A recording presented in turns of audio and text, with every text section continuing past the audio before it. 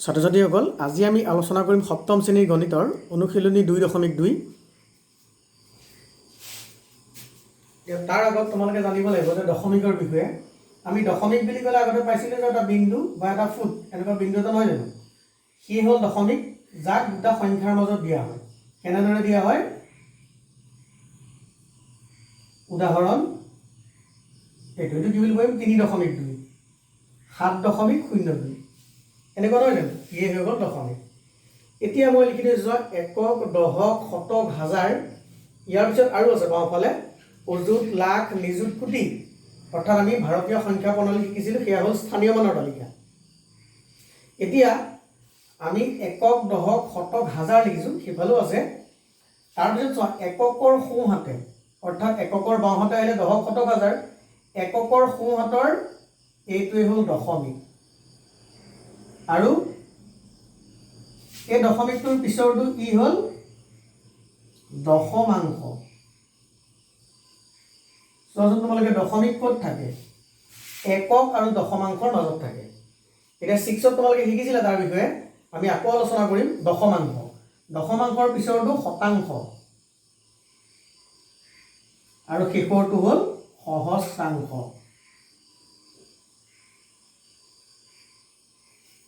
আমি এনেদৰে আগতে 6তো পাইছিলোঁ। এতিয়া তোমালোকে চোৱা, একক মানে আমি কি শিকিছিলোঁ? এক, অৰ্থাৎ এককৰ স্থানীয় মানত যিটো সংখ্যা থাকিব তাক একৰে পূৰণ হ'ব। দশক 10, অৰ্থাৎ 10 গুণ বাঢ়ি যায়। শতক বুলি ক'লে 100, হাজাৰ বুলি ক'লে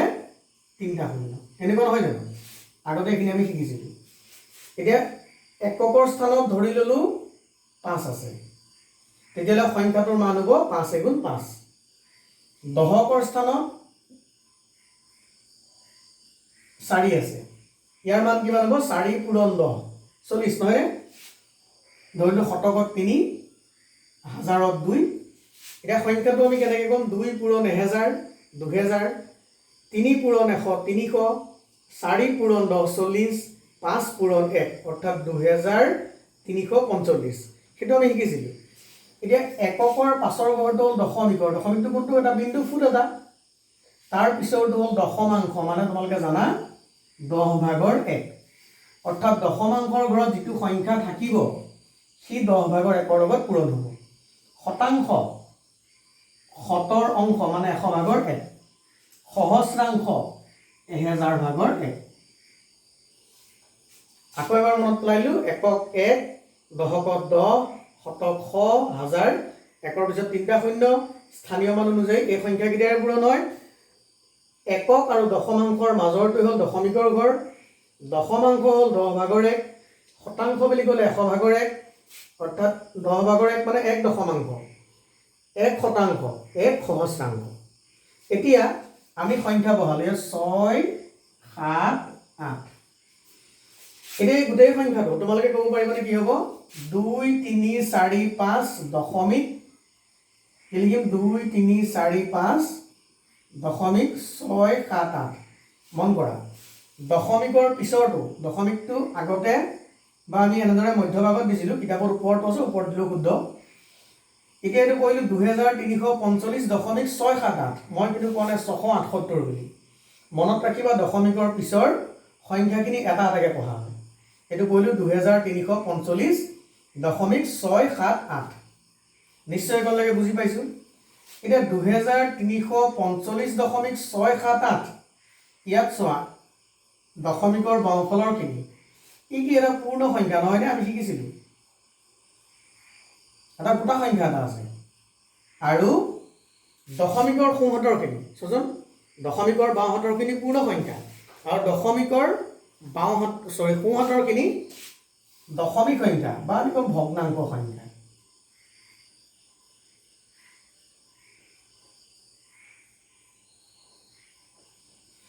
এতিয়া দশমিক সংখ্যা এটা দুভাগ কৰি দিলোঁ, পূৰ্ণ সংখ্যা থাকে আৰু সোঁহাতৰ দশমিকৰ সিফালৰ খিনি থাকে ভগ্নাংশ সংখ্যা। এতিয়া যদি আমাক কয় যে 2345.678, এই সংখ্যাটো তুমি বিস্তৃত ৰূপত লিখা, আমি শিকিছিলোঁ ন বিস্তৃত ৰূপ। তেতিয়া বিস্তৃত ৰূপত লিখা বুলি ক'লে এই সংখ্যাটোকে আমি ল'লোঁ কেনেকৈ লিখে এককৰ স্থানত 5 এইটো দশকৰ স্থান এইটো শতকৰ স্থান এইটো হাজাৰৰ স্থান প্ৰথম আৰম্ভ কৰা 2 পূৰণ 1000 হাজাৰৰ স্থানত থকাটোৰ লগত 1000 পূৰণ হয় যোগ 3 পূৰণ 100 শতকৰ স্থানত আছে যোগ 4 টো কি দশকৰ স্থানত 4 পূৰণ 10 যোগ 5 পূৰণ এককৰ স্থানত 5 পূৰণ 1 যোগ দশমিকৰ পিছৰ ঘৰটো কিহৰ ঘৰ দশমাংকৰ ঘৰ দশমাংকৰ ঘৰত থাকিলে কিহৰে পূৰণ হয় 10 ভাগৰে কৰে 6 পূৰণ এই গণকে নতুন 10 ভাগৰে যোগ এইটো কিহৰ ঘৰ শতাংশৰ ঘৰ কিহৰে পূৰণ হয় 100 ভাগৰে কৰে 7 পূৰণ 100 ভাগৰে যোগ 8 পূৰণ 1000 ভাগৰে এতিয়া তোমালোকে এই বিস্তৃত ৰূপটো জানিব লাগিব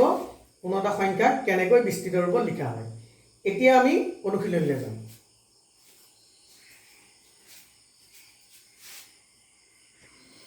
এতিয়া অনুশীলনলৈ যোৱাৰ আগত আমি আৰু অকণ চাওঁচোন বিভিন্ন প্ৰকাৰৰ দশমিক সংখ্যা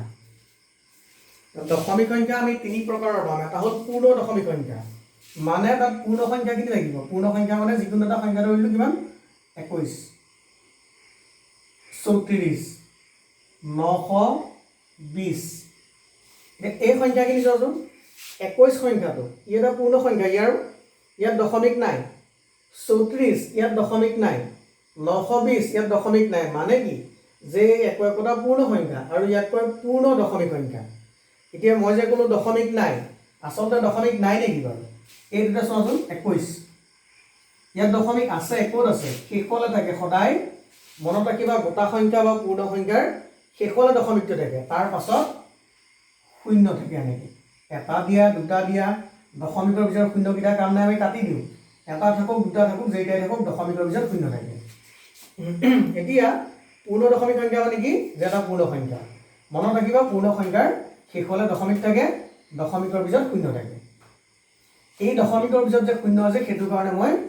পূৰ্ণ দশমিক সংখ্যা সেই সংখ্যাটোৰ কথা আলোচনা কৰিলোঁ অৰ্থাৎ গোটা সংখ্যাৰ শেষলৈ দশমিক থাকে প্ৰকৃত দশমিক সংখ্যা তাত অকল দশমিকটো থাকিব চাওঁচোন 0.19 0.36 ইয়াত এই অংকটোত নাথাকে শূন্য থাকিব একো নাথাকে দশমিকটো স্পষ্টকৈ বুজাবৰ কাৰণে শূন্য দিলোঁ অৰ্থাৎ এই পূৰ্ণ সংখ্যাটো পূৰ্ণ অংকটো নাথাকে অকল দশমিক অংকটো থাকিব কি হ'ল প্ৰকৃত দশমিক ভগ্নাংশ এতিয়া প্ৰকৃত দশমিক ভগ্নাংশ কোনটো যাৰ অকল পূৰ্ণ অংশত একো নাথাকি দশমিক অংশটোহে থাকিব অপ্ৰকৃত দশমিক ভগ্নাংশ দুটা থাকিব কেনেকুৱা 6.17 ইয়াতকে যে পূৰ্ণ অংশটো আছে লগতে দশমিক অংশটো আছে নহয়নে ই হ'ল অপ্ৰকৃত দশমিক ভগ্নাংশ এতিয়া আমি গ'লো অনুশীলনী 2.2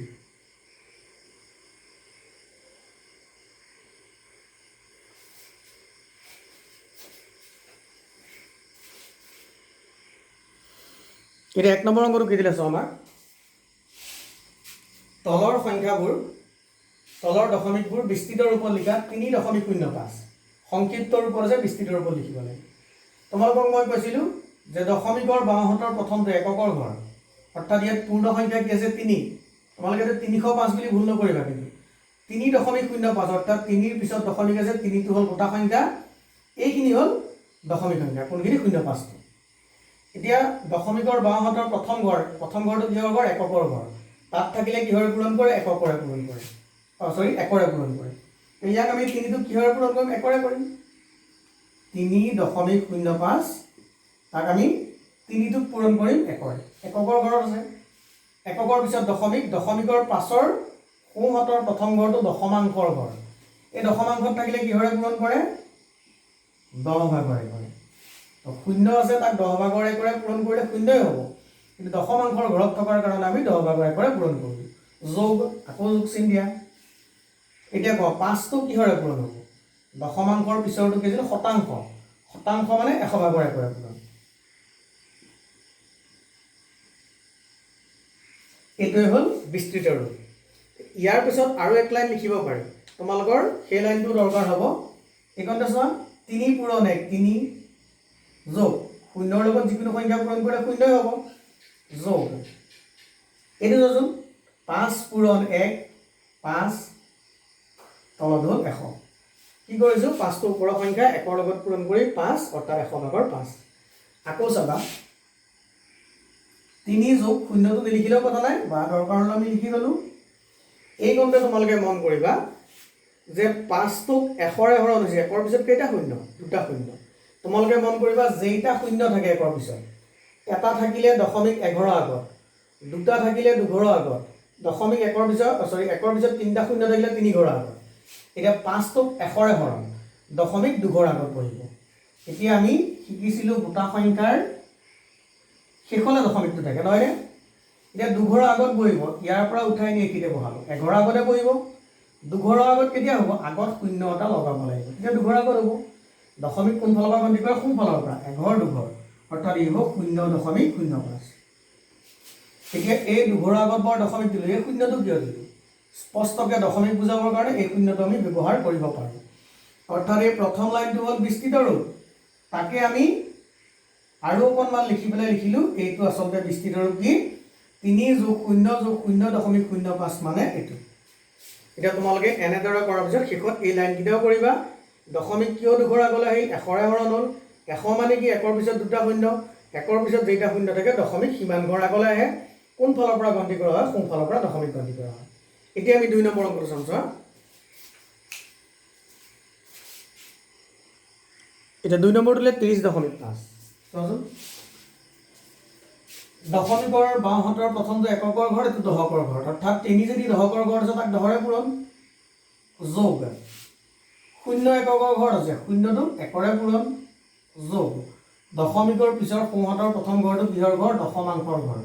কিহৰে পূৰণ 10/1ৰে পূৰণ বুজি পালো এইকতে কৰি দিয়া 3 পূৰণ 10 30 যোগ 0 পূৰণ 1 0 যোগ এইটো 5টো 1ৰ লগত পূৰণ হ'ল 5 তলত হ'ল 10 30 যোগ 0টো লিখিব পৰা নিলিখিব পৰা দেই 0টো নিলিখিলেও কথা নাই 10/5 মই কি কৈছিলোঁ 1ৰ পিছত কেইটা শূন্য এটা শূন্য দশমিকেই ঘৰ আগত 1 আগত 0.5 হৈ গ'ল এইটো 3 নম্বৰটো মই এৰি দিলোঁ 3 নম্বৰটো তোমালোকে হোমৱৰ্ক কৰিবা 4 নম্বৰটো চোৱা 23,005.005 ঠিক আছে ন অংকটো 23,000 একক দশক শ হাজাৰ 23,005.005 আমি ইয়াক কেনেকৈ লিখিম আগৰ নিয়মে পাতি লোৱা 23,005.005 প্ৰথম দশমিকৰ বাওঁফালৰ পৰা আৰম্ভ কৰা একক দশক শতক হাজাৰ অযুত মানে 2টো অযুতৰ ঘৰত 2 পিছত 2 কিহৰে পূৰণ হ'ব এটা দুটা তিনিটা চাৰিটা ঘৰ আছে মানে 1ৰ পিছত 4টা শূন্য বা 1 অযুতত 4টা শূন্য তেনেকৈ উলিয়াব পাৰিব তাৰপিছত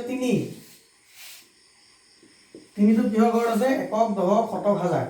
1000ৰে পূৰণ যোগ এইকেইটাও কৰিব লাগিব 0 শতকৰ ঘৰত আছে 0টো 100ৰে পূৰণ যোগ দ্বিতীয় 0টো 10ৰে পূৰণ 5টো 1ৰে পূৰণ যোগ এতিয়া আমি দশমিকলৈ গ'লোঁ এইটো কিহৰ ঘৰ দশমিকৰ যে সোঁহাতৰটো দশমাংশৰ ঘৰ কিহৰে পূৰণ 10/1ৰে পূৰণ 5ৰ 0টো 100/1ৰে পূৰণ যোগ 5টো দশমাংশ শতাংশ সহস্ৰাংশ কিহৰে পূৰণ 1000/1ৰে পূৰণ একো টান নহয় এই গোটা সংখ্যাৰ কাৰণে আমি আগতে কৰিছিলোঁ পূৰ্ণ সংখ্যা এই দশমিক সংখ্যাকেইটাৰ কাৰণে প্ৰথমটো যিটো আছে 10/1ৰে পূৰণ দ্বিতীয়টো 100/1ৰে পূৰণ যোগ চিন দি তৃতীয়টো 1000/1ৰে পূৰণ এই শূন্য থকাকেইটা নিলিখিলেও কথা নাই কেইটা বাদ দি দিলোঁ আমি 2 পূৰণ 10,000 20,000 20,000 3 পূৰণ 1000 3,000 যোগ এই শূন্য থকাকেইটা বাদ দিয়ে এই দুটা শূন্য বাদ দিলে 5 পূৰণ 1 কাৰণ আমি বাদ দিলোঁ মানে কি অংকটো দীঘল হৈ গৈ আছে শূন্য থকাকেইটা লগত নামিলেও কথা নাই যোগ 0 এইটো বাদ দিলোঁ যোগ 0 এইটো বাদ দিলোঁ যোগ এইটো কি হ'ব একেবাৰতে কোৱা 5 পূৰণ 1 5 তলত হ'ল 1000 এতিয়া 5ক যদি 1000ৰে হৰণ কৰে 1ৰ পিছত 3টা শূন্য দশমিক 3 ঘৰ আগলৈ 3 ঘৰ আগলৈ কেনেকৈ হয় 0.005 আগত শূন্য এটা লগাই 0.005 এইটোৱে হ'ল 20,000 যোগ 3,000 23,000 5 যোগ 0.005 হয়নে এতিয়া তোমালোকে ইয়াৰ পৰা ডাইৰেক্ট এইটো লাইন লিখিব পাৰিলেও ভাল এই লাইনটো বুজি পাব লাগিব কিন্তু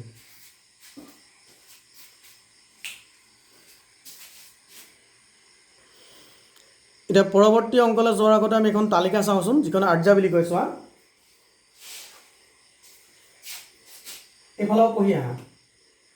মিলি চেণ্টি ডেচিমিটাৰ এই মিটাৰখিনি বাদ দিয়া মিলি চেণ্টি ডেচিমিটাৰ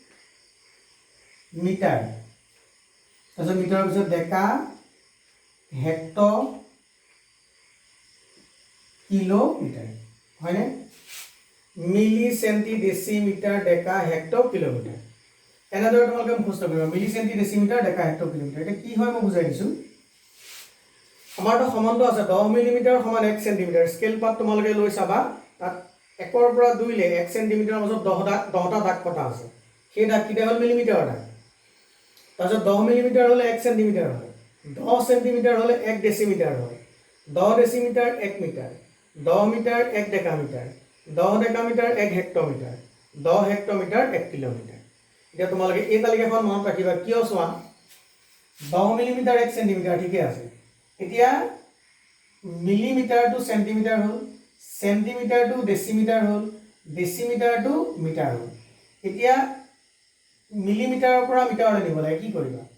মিলিমিটাৰৰ পৰা সেন্টিমিটাৰলৈ 10 সেন্টিমিটাৰৰ পৰা ডেচিমিটাৰলৈ 10 10 গুণ 100 সৰি এইটো 100 মানে 1 ডেচিমিটাৰত কিমান মিলিমিটাৰ বুলি কোৱা লগে তোমালোকে ক'ব লাগিব 100 1 সেন্টিমিটাৰ এটা 10 সেন্টিমিটাৰ 1 ডেচিমিটাৰ 1 মিটাৰত কিমান সেন্টিমিটাৰ তোমালোকে 10 পিছৰ ঘৰ আহিলে 10 10 গুণ 100 অৰ্থাৎ যিমানেই এনেকৈ আহি গৈ থাকিম এইটো পাই দিলে আহিলে 10 10 গুণ 100 110 গুণ 1000 এনেদৰে 10 গুণকে বাঢ়ি আহিব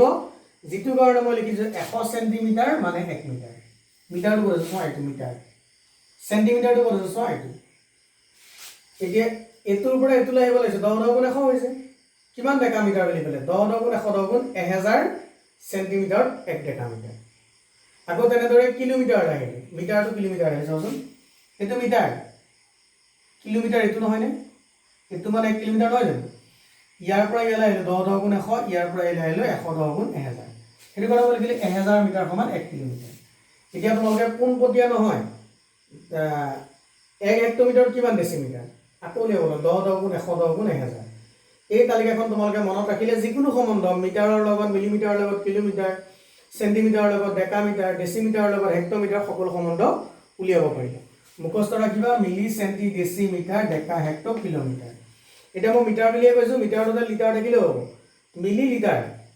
তেতিয়া হলে হ'ব মিলি সেন্টি ডেচি লিটাৰ এই মিটাৰতে লিটাৰ বহাবা ডেকা হেক্টৰ কিলোলিটাৰ গ্ৰাম থাকিল milli centi deci gram deca hecto kilogram এই মিটাৰ মিটাৰ মিটাৰ কিংগাই লিটাৰ লিটাৰ থাকিব পাৰে গ্ৰাম গ্ৰামো থাকিব পাৰে এখন তোমালোকে মুখস্থ কৰিবা এতিয়া আমি পৰৱৰ্তী অংকটোলৈ যাম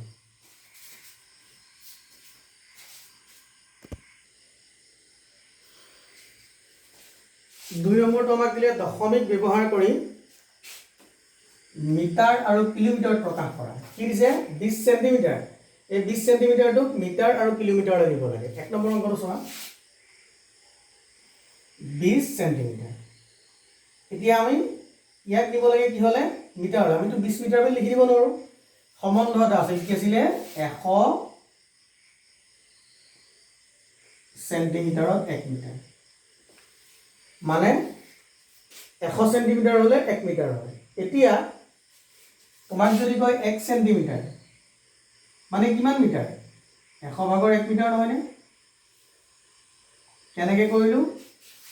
সেন্টিমিটাৰৰ পৰা যেতিয়া মিটাৰলৈ নিব লাগে মানে 1 মিটাৰত 100 সেন্টিমিটাৰ 1 সেন্টিমিটাৰত 100 ভাগৰ 1 মিটাৰ মানে কি কৰিলো সেন্টিমিটাৰৰ পৰা যেতিয়া মিটাৰলৈ নিম সেন্টিমিটাৰৰ পৰা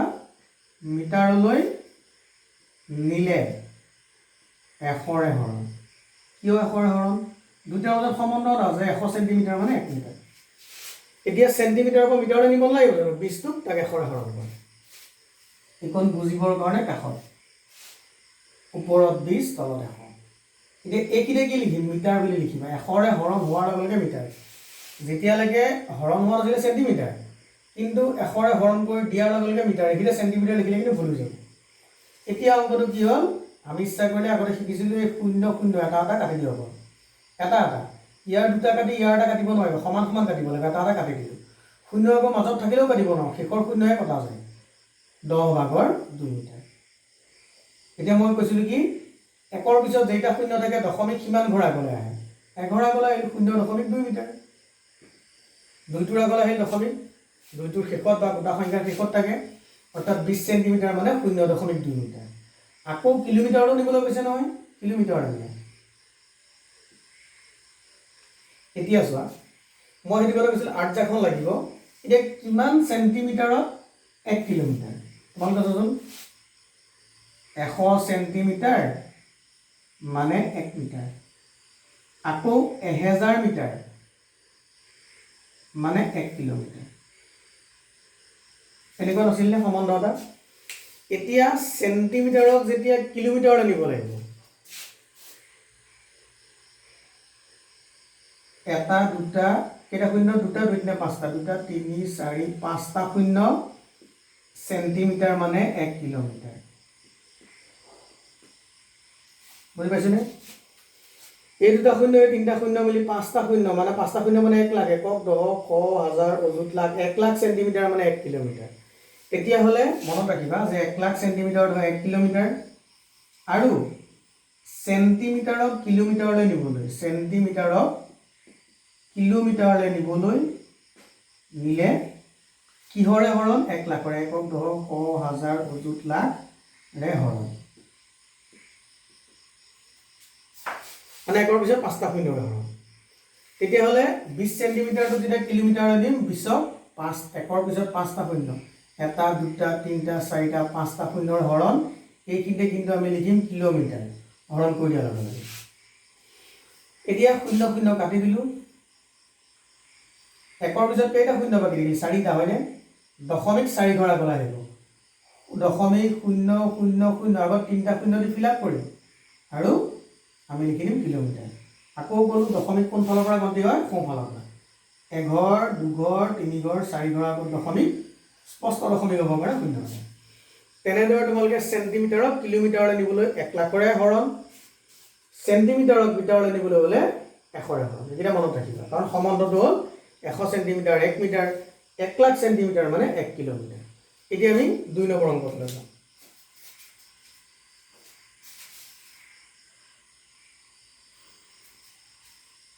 এটা 2 নম্বৰটো চোৱা 267 সেন্টিমিটাৰ কিহলৈ নিব লাগিব প্ৰথম মিটাৰলৈ সেন্টিমিটাৰ মিটাৰলৈ নিবলৈ 100ৰে হৰণ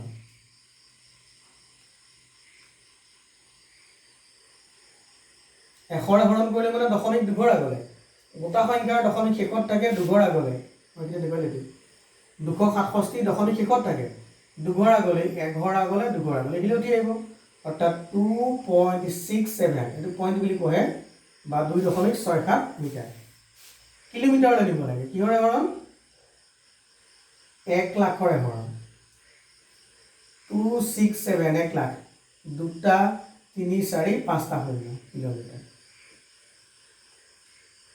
একৰ পিছত শূন্য কেইটা আছে 5টা দশমিক কেইঘৰ আগলৈ আহিব 5 ঘৰ এঘৰ দুঘৰ তিনি ঘৰটো আছে আগত দুটা শূন্য ল'ব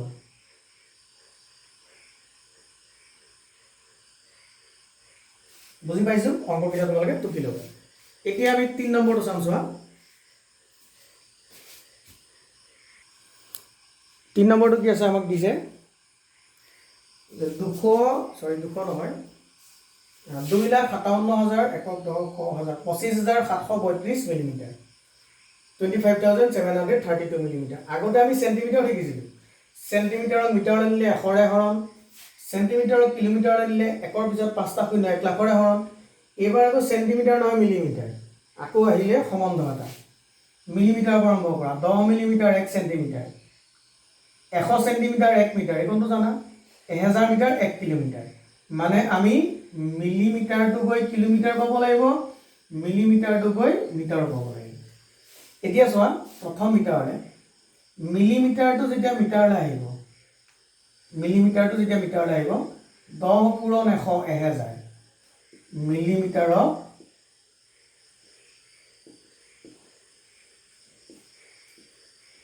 মিটাৰলৈ নিলে বা ৰূপান্তৰ কৰিলে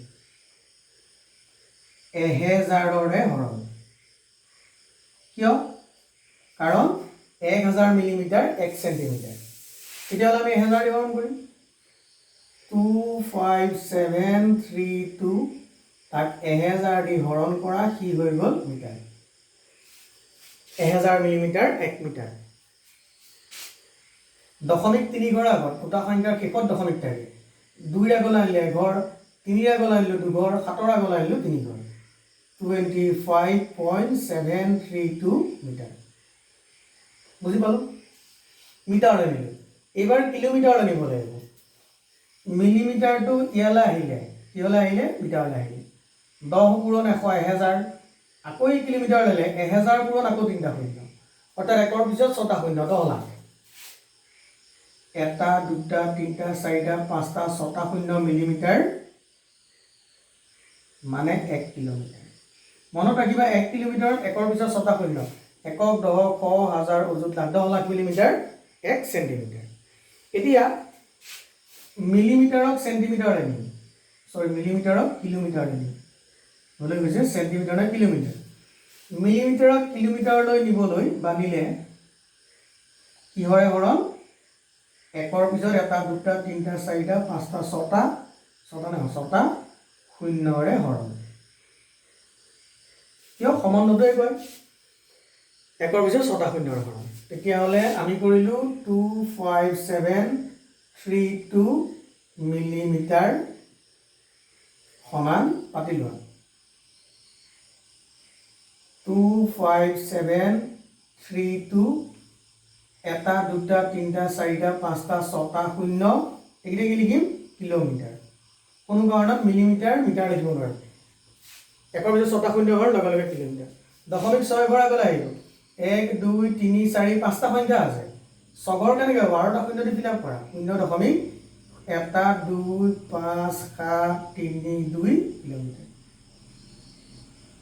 এইখিনি মাত্ৰ বুজিবৰ কাৰণে অংকটো আচল এইখনে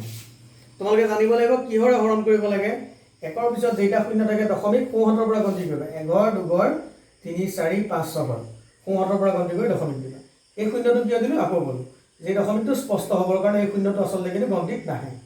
দশমিক হৰণ এতিয়া আমি যাম 3 নম্বৰ অংকটো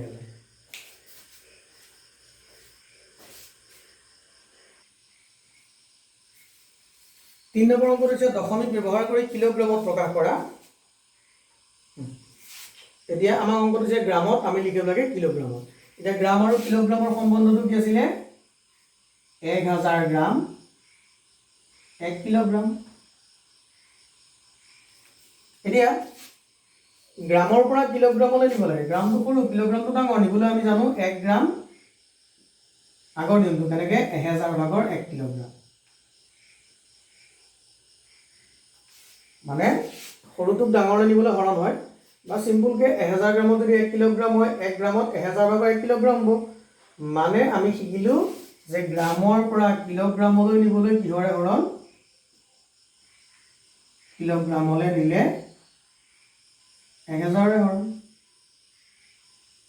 এতিয়া এইটো হৰণ কৰি 1000 520 গ্ৰাম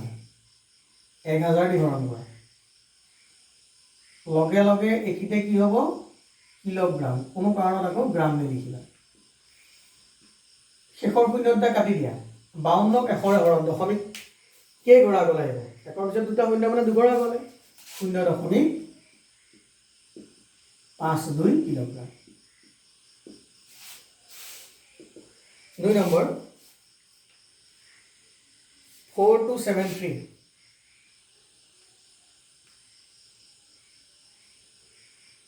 গ্ৰাম 4273 গ্ৰাম একেই 1000ৰে হৰণ কৰা এইখিনি হ'ব কিলোগ্ৰাম দশমিক কেই ঘৰ আগলৈ তিনি ঘৰ আগলৈ কোনখিনি হ'ব 4.723 কিলোগ্ৰাম 3 নম্বৰ অংকটো এৰি দিলোঁ মই হোমৱৰ্ক কৰিবা 4 নম্বৰটো লৈছোঁ 2 কিলোগ্ৰাম 5 গ্ৰাম 2 কিলোগ্ৰাম 5 গ্ৰাম এতিয়া 2 কিলোগ্ৰাম মানে কিমান 1 কিলোগ্ৰামত যদি 1000 গ্ৰাম হয় 2 কিলোগ্ৰামত 2000 গ্ৰাম যোগ 5 গ্ৰাম মানে কি 2000 যোগ 5 মানে 2005 গ্ৰাম এটা 2005 গ্রাম তো কিলোগ্রাম হয়ে গেল কি করি 2005 1000 দি করো একিটা লিখিম কিলোগ্রাম 1000 দি হরণ 0.3 ঘর আগলে 0.005 কিলোগ্রাম এটা মই আশা কৰিছো অংককেইটা তোমালোকে বুজি পাইছা পৰৱৰ্তী ভিডিঅ ইয়াৰ পাছৰ অংককেইটা আমি লৈ আহিম এইকেইটা তোমালোকে টুকি ৰাখিবা সম্বন্ধকেইটা মনত ৰাখিবা আজ্ঞা মনত ৰাখিবা পৰৱৰ্তী ভিডিঅত আমি পাছৰখিনি আনিম ইয়াত যদি কিবা নুবুজা থাকিলে তোমালোকে মোক কমেন্ট বক্সত সুধিবা ধন্যবাদ